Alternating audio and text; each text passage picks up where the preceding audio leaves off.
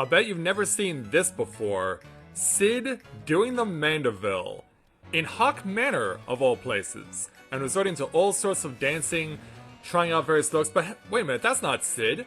That's the guy who plays Azuro. What's he doing here? Yeah.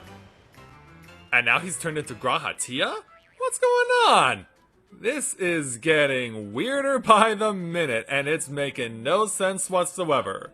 Unless you came to the newest addition to the All Saints Wake festivities.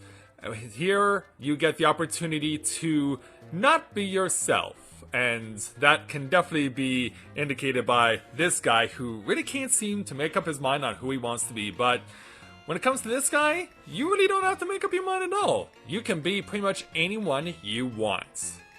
So, with that in mind, greetings people of the world. Matthew back with you here at Navarra Autism for another edition of the Tales of Eorzea vlog here on Final Fantasy XIV's Exodus server. So yeah, you may have noticed that we're not as playing the weekly vlog as Corinne this time. We're playing as Mathia instead. That's because yesterday was a moment that I never thought would ever happen to me in my gaming career, as far as streaming and let's playing and that sort of thing. And so last night I had the opportunity to play Final Fantasy XIV as a speedrun for the well-renowned and world-famous Games Done Quick. They were doing a special event throughout the course of October where speedrunners with various disabilities get to the opportunity to show off their game and what they do with it.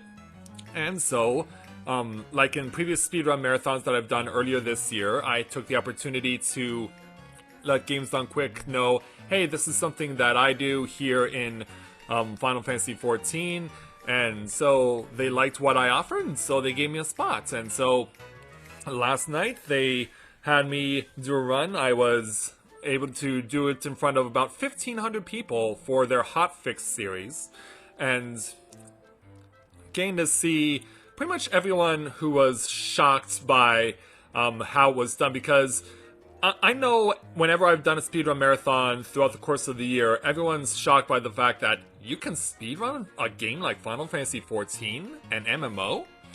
And yeah, you can.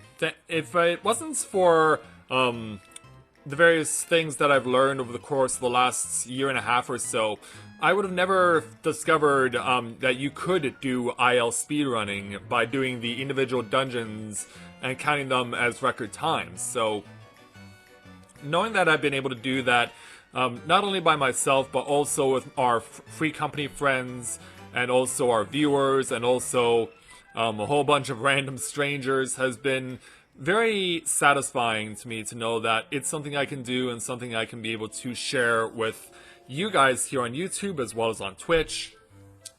And I know that anyone who has watched what I've done has been, by and large, very appreciative, knowing that this is a game that, in terms of speedrunning, it's really opened their eyes to, yeah, this is something you can do as a speedrun, and you can be able to play it that way.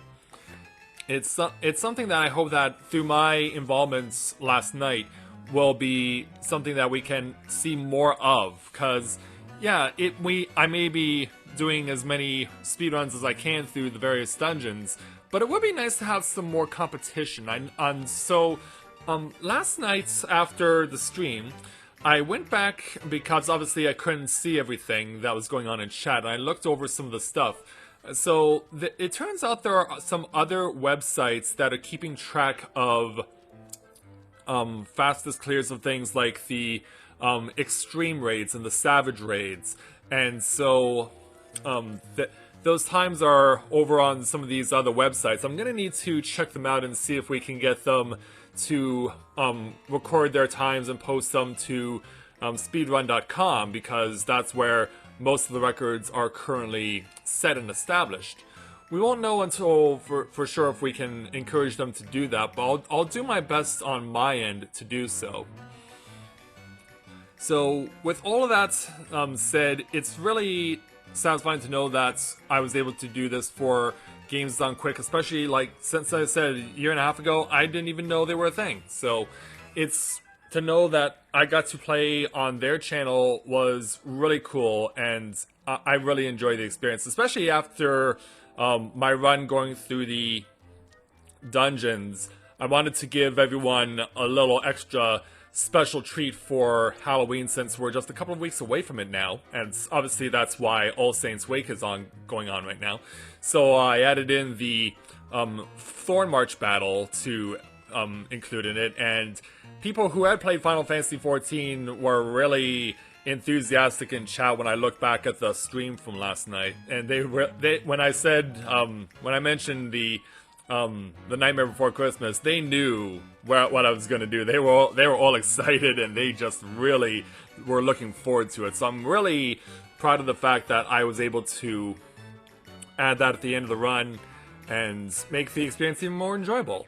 Now, whether it leads to working together with more people and being able to get more chances to speedrun with others, including, of course, not just my free company members, but also other people as well, it remains to be seen. But if it does bear any fruits and we do get more people into speedrunning Final Fantasy XIV, it was all worth it. And I know that it's going to make me very satisfied to know that we'll have more people taking up the opportunity to participate in it.